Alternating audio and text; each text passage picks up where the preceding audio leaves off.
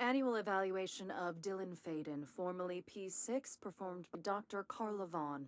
The questions asked here correspond to the 5th iteration of the Gunner's psychological assessment. Are you ready, Dylan? Let's begin then. In a single word, describe the world around you. Where's Casper? Dr. Darling is out of the building today. He's never out. He didn't want to come, did he? He never visits, not since Roberts. Tell Darling it wasn't my fault. I couldn't control it yet, but I can now. I learned. Will you tell him? In a single word, describe the world around you. A prison. A cold, empty prison. Not even a poster on the wall.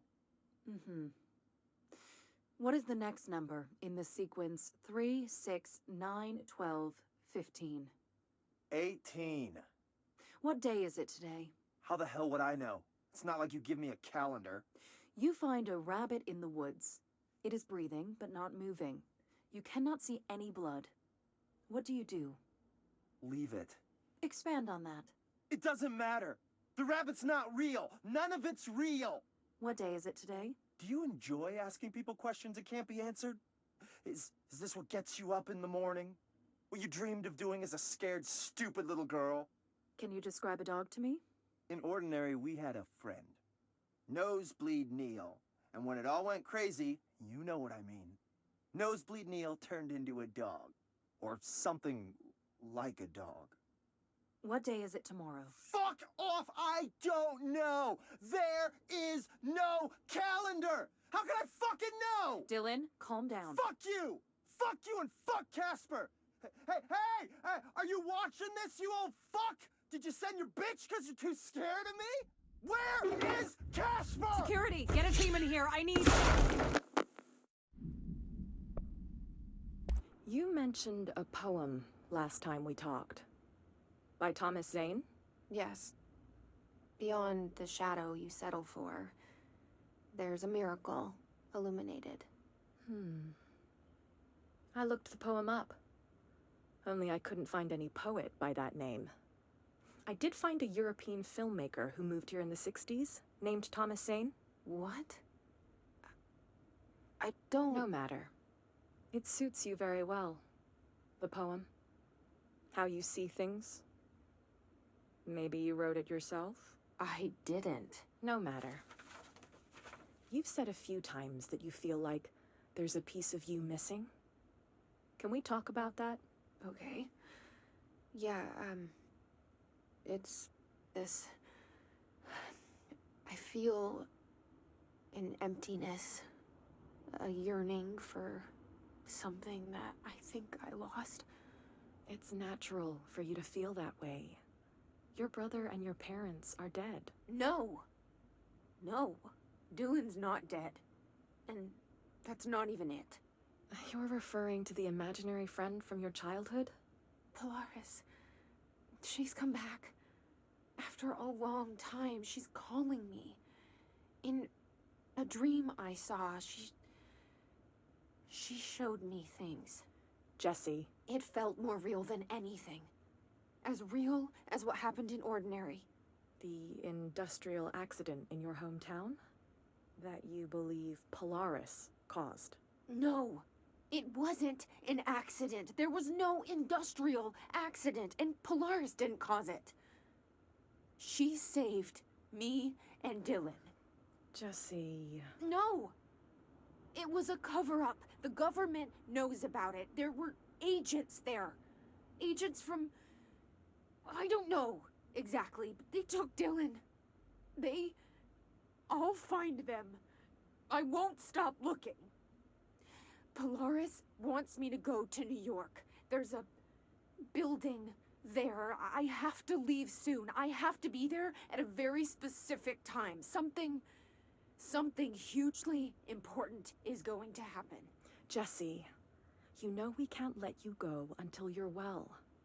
And that begins by understanding what's real and what's imagined.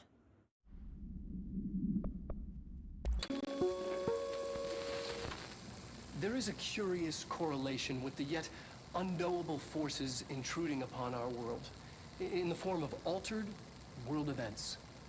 These forces gravitate toward archetypal objects, a gun, a television, a supposedly haunted house. So clearly humanity affects this process. Our collective unconscious is a map of sorts. We hold the key, but we don't know how to use it. We create these archetypes through everyday life, popular culture, urban legends, but we are observing and influencing a complicated system in action.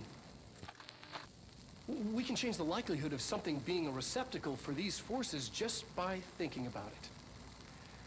But we haven't found a method to control the outcome.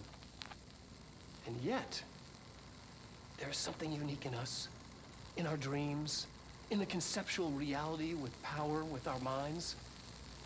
What's the cause and what's the effect? Are we the starting point or just a necessary evil in this? A byproduct, a reflection, a projection? We'll struggle to find the answers to these hard questions, or die trying.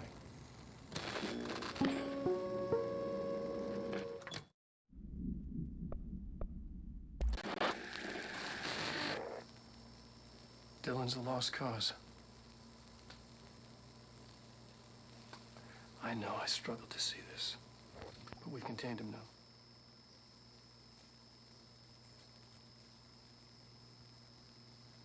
I wish I had sided with Marshall back when it was just one person. So many dead.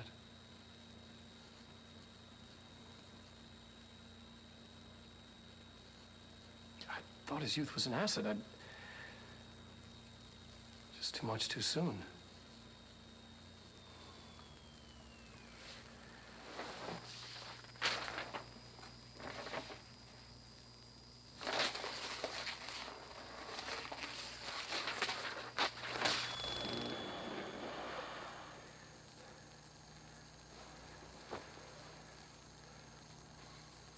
Effective immediately.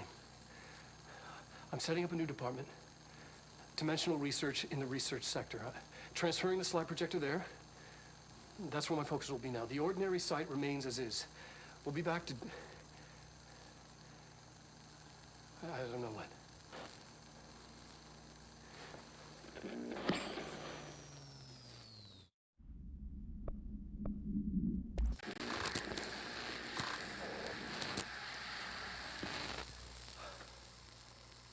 Ordinary. So much coming together in this one case. A new object of power, something we have not seen before. I mean, coming from me, that's saying something. And the boy, Dylan Faden, prime candidate 6. And the sister as well. Well, once we catch up with her, but the boy, that's so much potential. We're talking Northmore level readings here. And I don't want to invoke his name, but it's completely different circumstances here.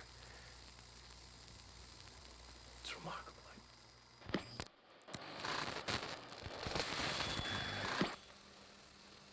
There was an incident. Yes.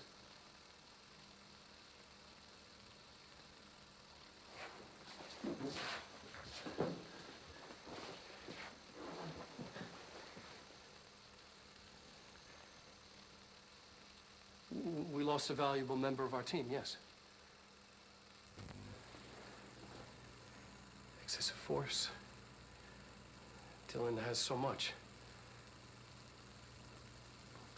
But he's just a kid. Like, I'll take the blame. He needs some slack. I mean, boys will be boys. He's exceptional and under a lot of stress. Roberts got killed. It's an unfortunate accident, that's all. Marshall needs to realize this. We will make this work. We'll make this work.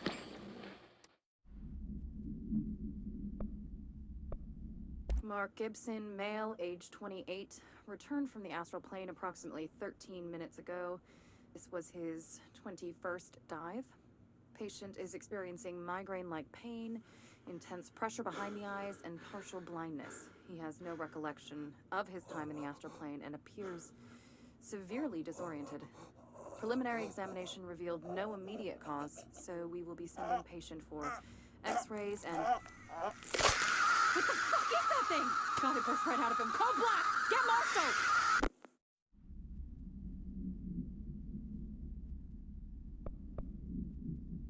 Stepping to the FBC, let's rush to do, let's rush to me, but don't touch, and don't scream much, let's join the Threshold Kids, let's join the Threshold Kids.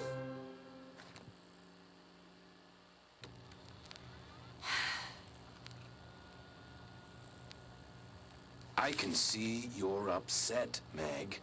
Why don't you tell Uncle Mr. Bones what's wrong? I did bad on my clairvoyance test. You can't ace every test, Meg. You see, everyone has different brains.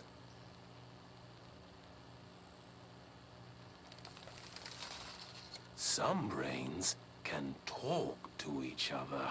We call this ESP. ESP? Some brains can lift objects, like a baseball. Talk about a fly ball, eh, Meg? No interruptions! So who cares if you fail your clairvoyance test? Maybe your brain can throw baseballs, or talk to dead people, or make friends blind. Once we know what your brains can do, we'll know what job to give you. And if your brains are just right, you'll get to sit in the big chair.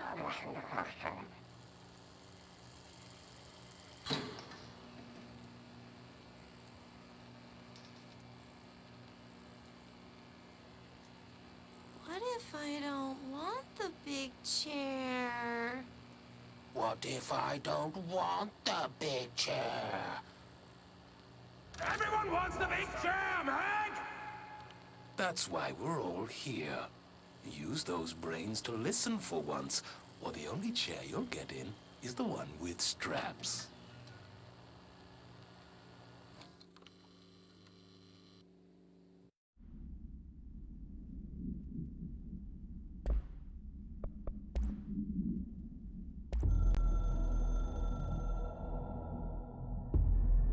After North Moore stepped down, I doubled every effort to find new prime candidates. There was no one. No one but me. That wasn't good enough. I pushed hard. I never wanted the Bureau to end up in that situation again. The Bureau needs a director. Always. When my time reaches an end, I want more options on the table. P1 through P5 were all false leads, dead ends, and disappointments. Then P6, Dylan Faden. He fell into our arms. No parents, they're gone, casualties of an AWE. The boy has exceptional talent. The oldest house will be his home. We'll build him from the ground up. He'll be trained and taken care of. Darling can be in charge of this project. I can't. I'll stay away. I will not fail the boy like I failed my own family. My daughter and my wife. We weren't careful enough back then.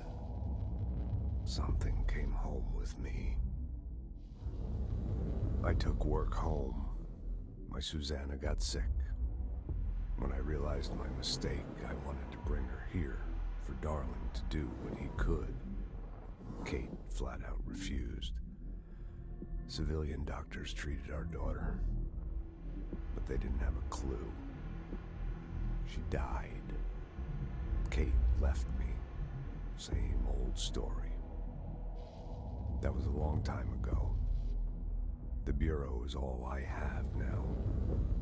And the prime candidates are our future.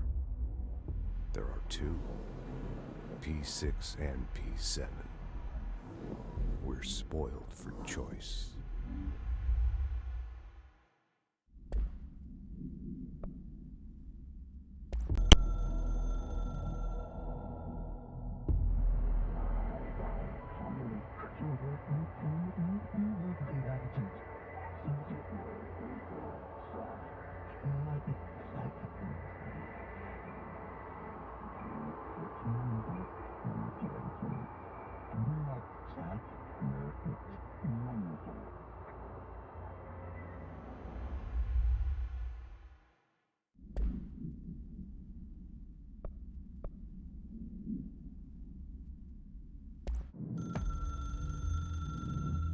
Darkness engulfed the elevator.